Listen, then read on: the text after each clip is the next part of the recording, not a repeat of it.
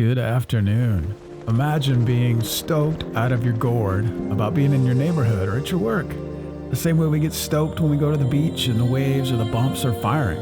Why do most people get super excited about vacationing in Maui or Mexico or even just going to the beach, but not returning to where we live or where we work? Every time I pull up to the beach next to Foilers, I have a conversation about something. We talk about gear, conditions, why we're here, what we're working on, whether it's Sherman, Chrissy, Berkeley, Maui, Santa Cruz, Marin, the city, it doesn't matter. It's universal.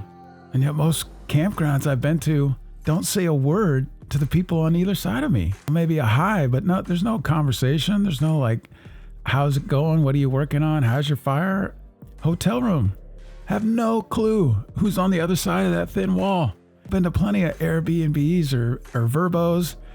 Didn't meet the people on either side, or if it's a multi-room kind of deal, nobody else in the other rooms. Don't even know them. No connection. What's up with that? Houses I've lived in.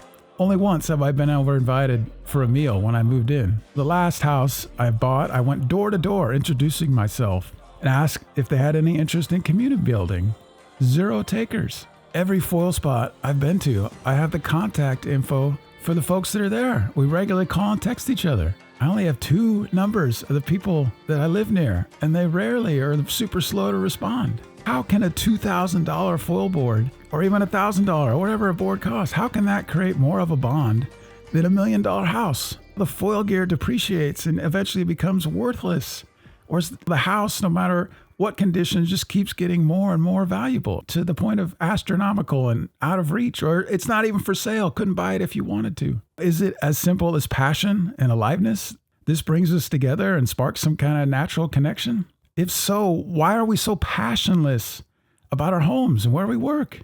Maybe one reason why the houses and neighborhoods where I've lived, they were designed and built for the developers to make money, for the police and the fire department and other government agencies to have easy access, or for people to have easy access to their work.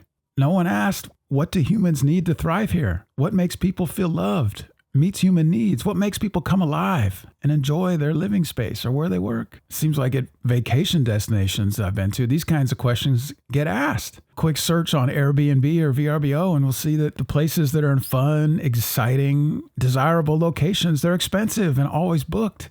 Or someplace out in the middle of the burbs or in someplace nobody wants to go, it's cheaper. There's not even one listed because everybody knows they're not going to get any takers. I used to skate a lot. In one of the magazines, a writer posited the idea of having neighborhood sidewalks designed like pump tracks or snake runs. I mean, this sounds awesome.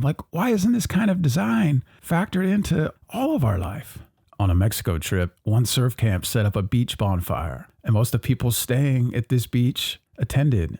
And it was one of the best connect with strangers gathering I have ever attended. Why is that so rare in Western towns and cities? Why is there so little or no neighborhood commonly owned gathering place?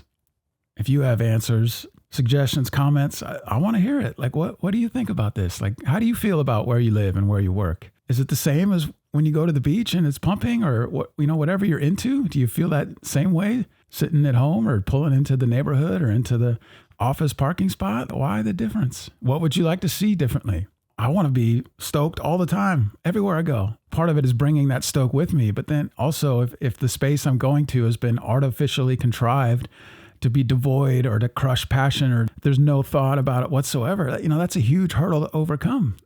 And if we have all these ideas about changing and we're not allowed, or it's illegal, or there's something preventing that from happening, why would we do it that way? Why don't we change it?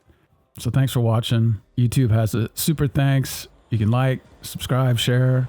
Come on over to the website, check it out. Got the Learn to Foil course. Thank you so much. And I hope to see you out there. And I hope we can come up with answers together.